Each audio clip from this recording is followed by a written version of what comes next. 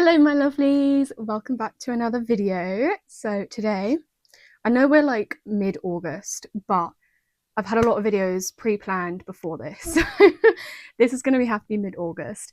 I thought I would show you the books that I read in the month of July. I read 6 books in the month of July. I thought I'd change the scenery a bit. Also, the lighting is so much better here. The lighting was not great by my desk, so I thought I'd change the scenery up a bit. Hope you don't mind. Get a little bit of a new location. Still in my bedroom though, but anyway. Right, let's crack on to it. The first book I read was literally the second day of July. So technically I read this in June, but I finished it in July. And that was Twisted Lies. This was the final book in the Twisted series. I think in the Twisted series, my favourite one was Twisted Hate. But this, for me, was the only one that didn't feel like it was too long for being a romance book. The rest felt like they were way too long for being a romance book. It was a bit of a joke, but it was still just as good. It was a really, really nice read. It did take me a while. Oh, okay. It took me 6 days. I actually wasn't expecting that, but it took me 6 days. I gave this a 4-star, if I remember correctly. Yeah, I gave this a 4-star, which I think is pretty decent as it wrapped up the entire series. The only thing that I really didn't like was the cliche ending. I hate these endings. Very cliche. So it was like becoming a 4.5, but the ending really took it down to a 4, which was a bit disappointing. Oh god, I'm literally so hot. Why every time I film, it's like sweating? It's not good. Yeah, so in my review on Fable, go follow my Fable. It's in the description. I post all my reviews on there, and you get to know a little bit more about me in my reviews on my books that I read in the month. So definitely check that out, because then you get to have updates. Who wouldn't want updates on reviews? I love looking at reviews. Who doesn't? So in my review, I said that I really enjoyed the Morally Grey side of things. It gave it more of a plot compared to the other ones, because the other ones felt like they were very forced, but the Morally Grey side definitely gave it more of a plot, and it kept me more interested. There were a few samey scenes, for example, like the going on holidays, that continues throughout the entirety of the series, and it just felt like she was taking the same book or same sort of plot and putting new characters into it, and it felt samey like that, if you know what I mean. Like the plot felt very pushed forward onto the next book, and again the ending was very cliche, so that brought it down from a 4.5 to a 4, but that was okay because a 4 is still good. This was the first book I read in the month of July. Now, if you couldn't tell, I was clearly in my messed up romance era, because my next book, oh look at that. Look at that floppiness. I'm sorry, can we just take a minute to appreciate? The second book I read is Brutal Prince. This was heading for a 4.5 star, but it ended up being a 3.5. So once again, I enjoyed the mafia side of this. It was really, really good. This is an enemies to lovers, and the brother and sister vibe that you get from this is very cozy. And I really enjoyed everyone's connection, and even their characters were very engaging, and they didn't feel like they were loose, if you know what I mean. They had depth to them, despite the fact that they're not the main characters in this. So, sorry, if you see me looking out, it's just because there's like things going on outside my window, so I'm just like, Sorry, I should be more focused. Yeah, so again, I really like the brother and sister kind of vibes to this. Everyone felt like they had depth to their characters. They felt like they had like a purpose, because a lot of side characters don't always feel like they have a purpose. The length of this book, it's short. I very much enjoyed that, and the writing is big, so that was brilliant. But the only thing is I didn't enjoy the romance side of this. I kind of wish they never went to romance and it was just enemies. The enemy side of this was so interesting, and I loved the humorous bickering. It was so entertaining, like the fact that they were enemies but also like bickering, but in a bantery way. Like the banter was so it was giving. And I love banter in dark romance books, even though this wasn't a really dark romance. Just, I love banter in these type of things that kind of break up the heat, if you know what I mean. And I really, really enjoyed that. It didn't click, the romance, basically, if that helped. There were definitely parts that felt too rushed, which is a bit disappointing. And then there were parts that felt like they were going too slow. And I felt like the plot it wasn't steady, if you know what I mean. It was kind of like, whoop, whoop, whoop. And it was like, whoa, okay, whiplash. And again, the very, very cliche ending, which is what brought it down. So it was originally a 4.5, and then the plot and then the romance kind of went a bit funky. And again, the cliche ending is what then brought it down to a 3.5. So that was really disappointing for me. I've got the rest of the series. I'm very, very excited to get to the rest of the series because despite all those negatives, I did really enjoy this. And again, I loved the characters and I thought the enemies part was great. And the mafia side was really, really interesting as well. So that was really, really good. So that was a 3.5, and that was the second book I read in July. Oh, never mind. Okay, so I read 6 books, but technically it was 7 because I did an audiobook.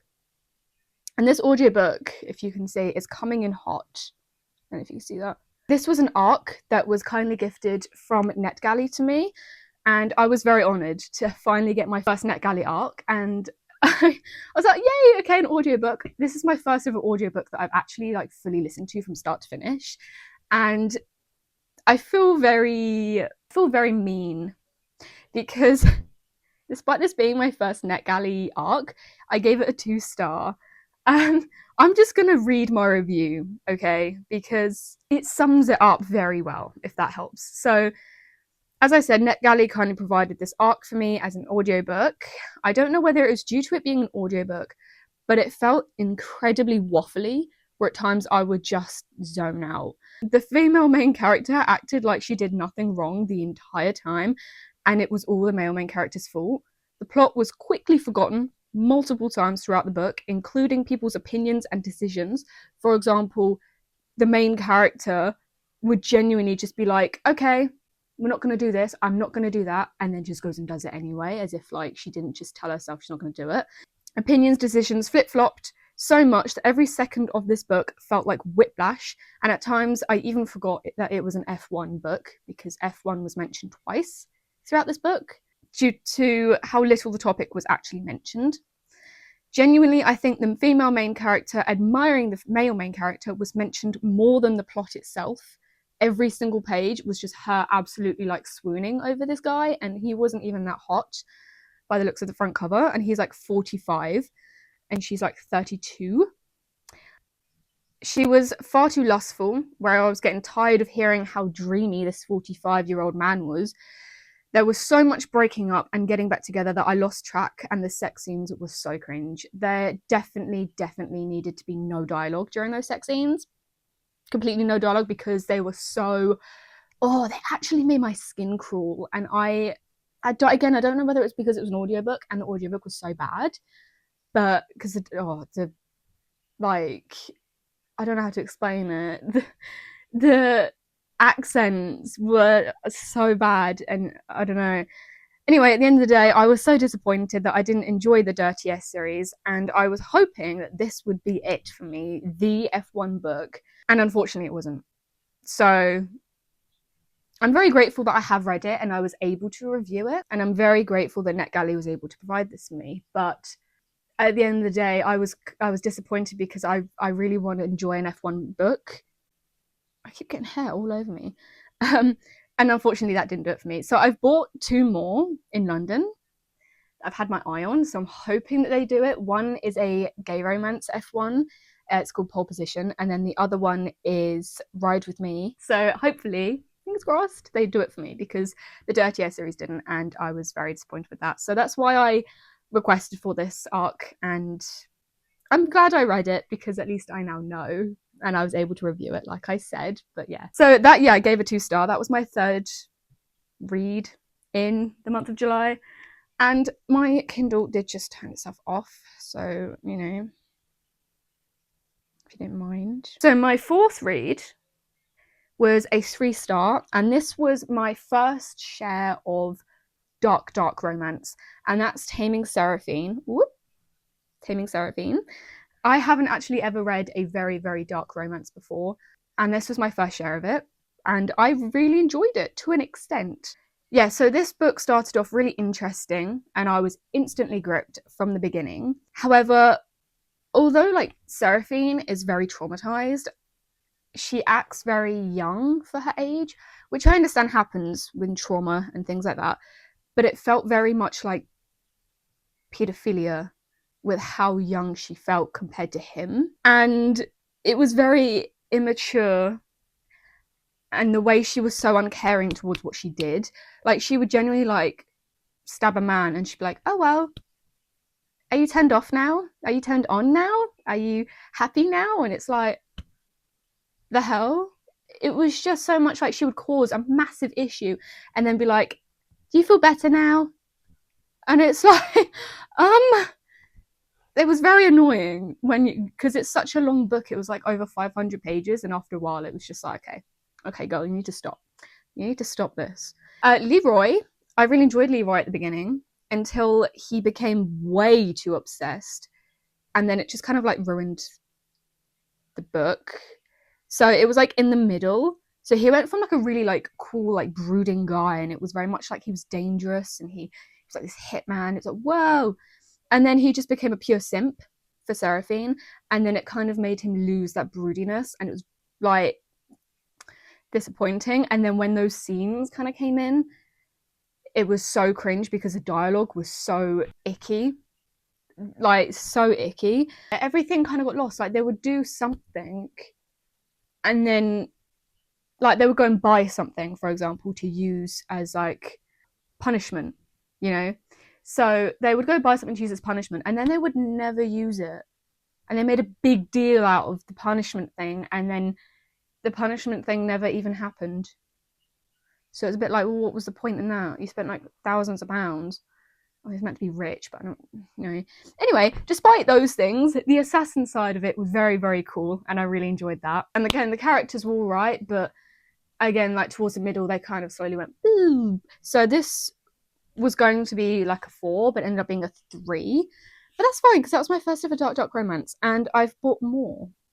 And I'm very excited because I really enjoyed the dark side of it, just not the cringe. But I don't think I really went into the right one first, because I saw a lot of the reviews and they were all saying the same thing as me.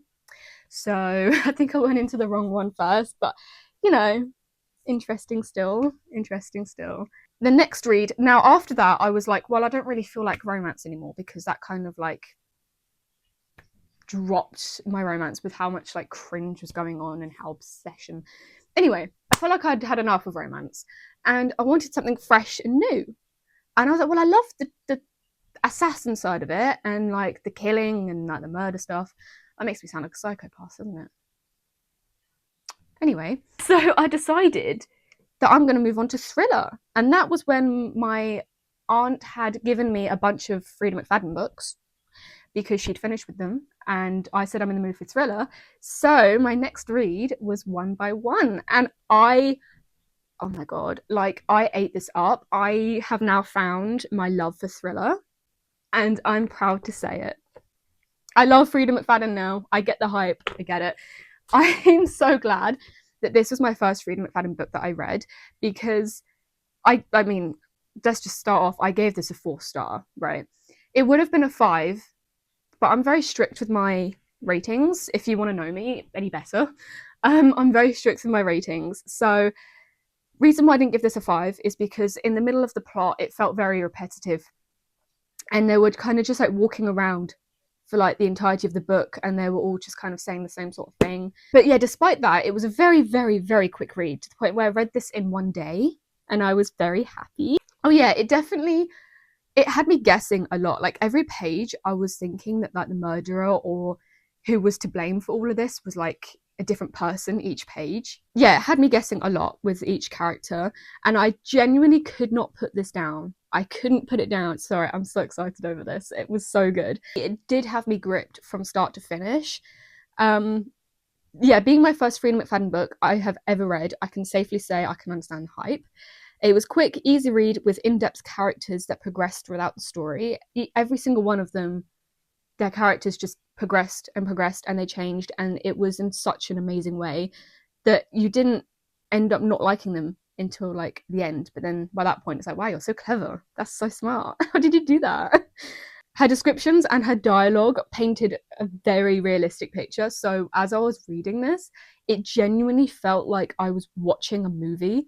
I have never ever had that feeling before. Like, I was full on watching a movie from start to finish in such crazy descriptions and like dialogue that it all felt so, I was able to visualize it very, very clearly, and I never get that. So that was kind of what kept me gripped. I was loving that. There were a lot of anonymous chapters that felt like it was unnecessary, and at the end of the day, it didn't really change my opinion on the person. It just didn't really add anything to me, unfortunately. But the only thing it did do is it made me believe that it was the opposite gender that was doing all this. Because at the start I thought it was one gender, and then by the end of it I was like, oh my god, it's not, it's the complete opposite gender. I was guessing wrong this entire time. So that was kind of like a whoa, okay. But I did feel like the anonymous chapters were a little bit like, didn't really add anything to the plot, so it felt like they were just trying to make the book a little bit bigger than what it was. Yeah, that was it. I really enjoyed this, ate this up. I'm very glad this is my first freedom fan book I read, and I definitely got onto more thrillers, as you will see. So gave this a 4-star. I can't remember what this is now, my 6th book that I read in July, but either way, it's great. The next book I read was, of course, another Freida McFadden. If I'm loving her books already and I'm in a thriller mood, why would I not read another one? This was a 3.5, and I felt like I was being too harsh with this one. I think I should have given this a 4, because the more I think about it, the more it actually was really, really good. So this book definitely was a flip-flop of emotions. And yeah, the more I think about it, the more I just think it is a 4-star. Maybe I shouldn't have been too harsh. The character development, again, throughout the story grew immensely, and that character development kept the plot thick, which was really lovely. Each character felt fully crafted out. It didn't feel like there were any plot holes with them. They didn't feel weak. They felt very fully crafted out and well-rounded, which was great. Yeah, as a reader, it allowed me to feel more connected emotionally towards each of them, which obviously makes you like the book more and feel more engaged. Duh. On the other hand, here it comes again. I think there were too many POVs that felt like filler POVs. There were a few that felt like they didn't necessarily need to be in there. Like, there were some side characters that you get POVs of, and it was very much like, do I really need to hear about this? I get that it adds a little bit of something, but it doesn't change anything. And if it doesn't really change anything, is there any necessary to put it in? I don't know. A lot of the time towards the end, the characters' POVs kind of retold some of the things that the other people had already said. So you were kind of going through POVs, but you're reading the same thing, and they weren't even telling it in their own point of view. They weren't telling it from their POV. It was just kind of like they were telling it again, and it's very much like, I already knew this. You don't need to like. And I might have been trying to wrap it up. They might have been, but it felt very repetitive, and it was a bit like, I didn't really need to be retold this. But at the end of the day, okay, that's nice. At the end of the day, it still kept me hooked. I was still completely, I don't know how long I read this. It was like 3 days, 3 days.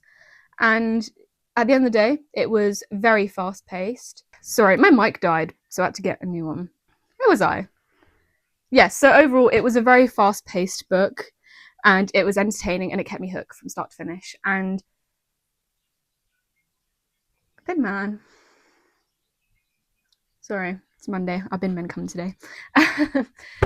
Yes, so I gave this a 3.5. I definitely think I should have given it 4, because it had me visualizing everything so clearly again. It was like watching a film, which is very, very rare for me, and I really enjoyed that. And now I'm in the mood for another thriller. And I have a dark romance book waiting for me. But it's fine. Hopefully the dark romance book is good. Hopefully. So this then takes us to my final book, which I'm guessing I think is 7. I can't actually remember. 1, 2, 3, 4, 5, 6, 7. Yes, 7. Woo! Not as much as June. June I read 10, but I did do a 24-hour readathon, which is my first post on here, so do go check that out. Woo! Go check it out. It's really good. You should go watch it. So my 7th final book in July is Murder Road. Now, if you did go and watch my last video that I posted, which was my London book haul, you will see that I was looking everywhere for this book. Like, genuinely, every single Waterstones we went in, which is only like 2. Yeah, but I still went to Foyles, which is technically Waterstones. We were looking everywhere. Literally everywhere, and I couldn't find this book. And the Trafalgar Square one said they had 1 left in stock. We couldn't find it. We were asking everyone. So I went to the Waterstones when I got home a few days later, and I went to the one near me, and they had it. The one near me had it, but not the one in London. The 2 in London we went to. I was like, what are the chances? So anyway, I did finally get my hands on this, and a moment of silence, please, for the flop. We love flop. We love it. This took me a while to read. I think it took me like 4 days. It's a little bit chunkier, and it took a lot of brain power. A lot of brain power. So I will read my review. It's not massive. Again, 3.5. I definitely think that should have been a 4 because I rated this a 3.5. Same as that. And it definitely wasn't the same as that. This was a little bit less. Murder Road is a small town horror that, strangely enough, feels cozy, yet it also keeps you on edge. So it felt really cozy because it was a small town romance. I mean, technically there was kind of romance in it, but it wasn't a romance. A small town horror. The book definitely takes a lot of brain power, like I said, to read, due to having to remember a lot of information in order to work out who the killer was, or who killers were, or, you know, who was who and who's dead, whose body is what. So it took a lot of brain power also to remember who all the characters are. They weren't fully mapped out like they probably should have been, so I kind of struggled when like a detective came in and I was like, oh my god, who's this guy again? Like, I couldn't quite remember who was who. It's just started raining. How cozy. It did keep me gripped because there was so much going on at every single second of it. It didn't feel steady at any point. It felt very like it was going and going and going, which was really, really good because I love a good book that keeps you going and it doesn't just lay flat.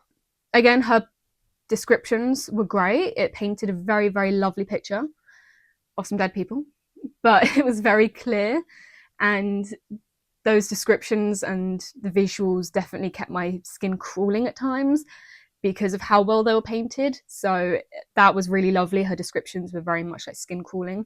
That was really, really good. Yeah. So at times it did feel very back and forth. So this follows like a couple who is going on their honeymoon and they get lost and they have to try and like work these kind of murders out, basically.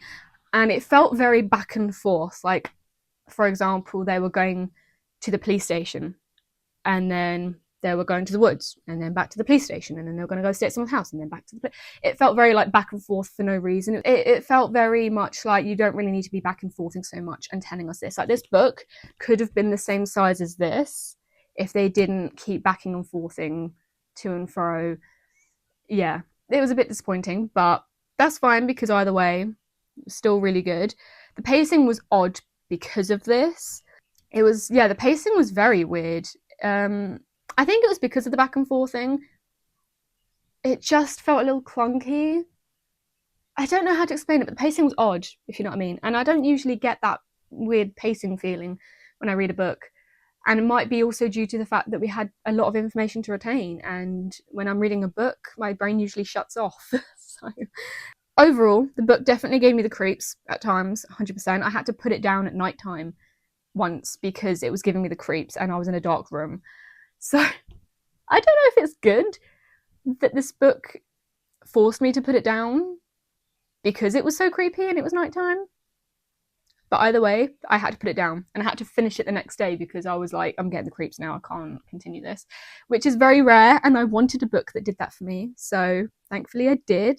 And it definitely had me anxious when the tension rose. It had me very anxious for what was going to happen next, which is exactly what I was looking for in a horror book. And I love horror books. I love learning about ghosts, reading about ghosts, watching horror films. So I'm glad that that definitely filled the little horror hole in my heart. So that is my final book of the month. That was a 3.5. I'm hoping next month to get through some of the F1 romances and some more dark romances and also some more thrillers. But the next thrillers I have on my shelf are quite chunky. And I'm thinking my next video, I might do a mood read with me because of that. So definitely check that out when it's up. Put your initial notification bell on so you get notified when I post again, because I will be posting more, whether you like it or not. I'll be posting more book videos because I'm going to feed you more books, more book recommendations. And if you have read any of the books that I have mentioned in today's video, please comment it down below in the comment section because I would love to know what your opinions were. I would say no spoilers because of anyone who hasn't read the books yet. They might want to read the comments and they might not want any spoilers. So definitely no spoilers unless you definitely need to put a spoiler in. Just put a spoiler alert in capital letters above so people who don't want spoilers know that that comment is a spoiler, because that's not fair on people who don't want spoilers. If any of you have read any of those books and if you have got them on your TBR and you want to read them, again, I would love to have a chat with you guys in the comments. I love to engage with you all and I think we need more engagement because that would be so much fun. So yeah, thank you for watching. I really hope you enjoyed. Give it a good thumbs up if you loved it, because books, if you love books, you should be giving us a thumbs up because this is about books. And if you want to see more bookish videos, like book shopping, what I read in July, mood reading, 24-hour readathons, then do press the subscribe button and the bell so then you know when I've posted and you can keep an eye on my updates and that would be great. So yeah, thanks for watching and I hope you have a lovely rest of your day and I'll see you in another video. Bye!